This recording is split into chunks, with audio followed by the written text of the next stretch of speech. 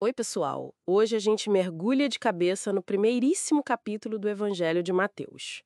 Basicamente, ele tem duas partes bem distintas, né? Uma genealogia longa e logo depois a história do nascimento de Jesus. Então vamos lá. O texto já começa forte.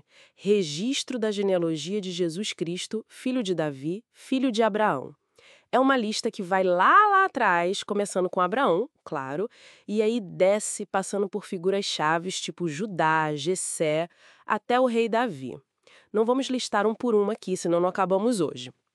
Mas depois de Davi, a linha continua com Salomão, filho dele com a esposa de Urias, né? E segue passando por vários reis, alguns bem conhecidos, outros nem tanto, atravessa até aquele período super crítico do exílio na Babilônia, um momento bem difícil para o povo judeu. E essa lista enorme, ela vai até José, que era o esposo de Maria, e dela nasceu Jesus.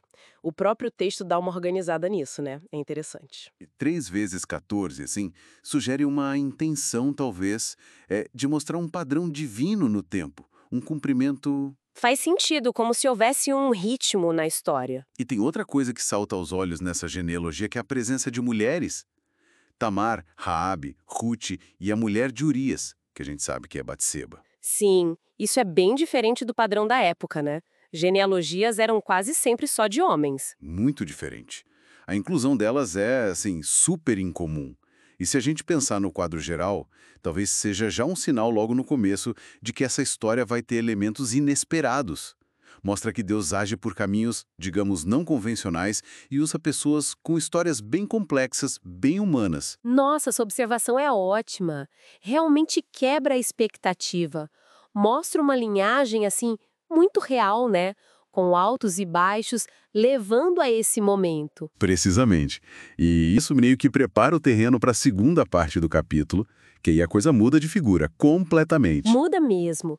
A gente sai da lista de nomes e entra na narrativa do nascimento.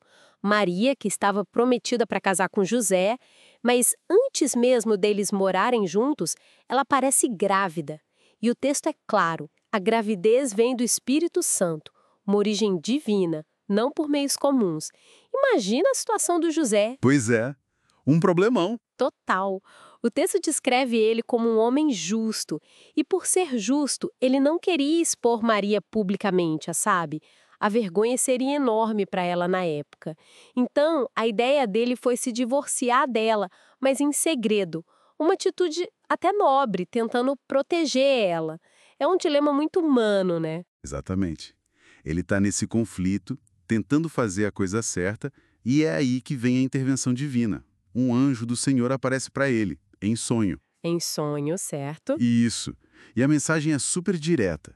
José, filho de Davi, não tema receber Maria como sua esposa, pois o que nela foi gerado procede do Espírito Santo. Tira o medo dele, né?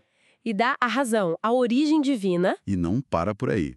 O anjo continua e diz que ela vai ter um filho e que José deve dar o nome de Jesus. E explica o porquê.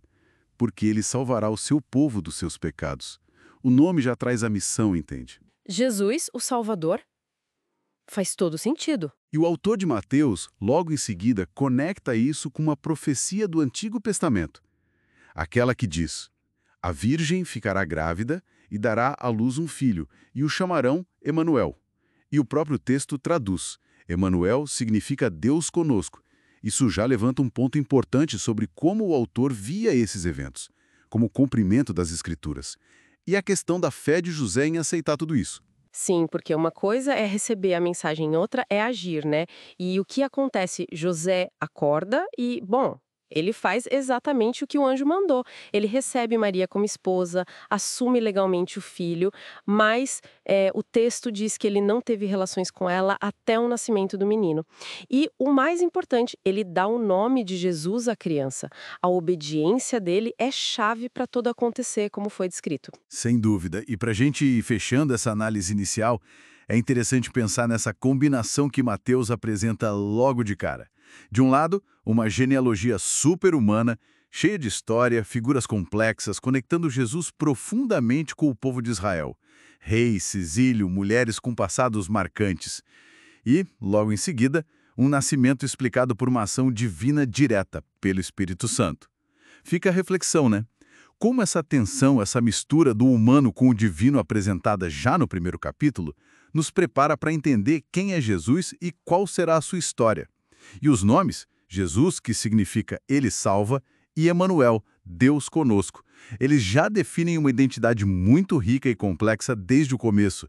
O que será que isso prenuncia para o resto da narrativa? Algo para a gente pensar.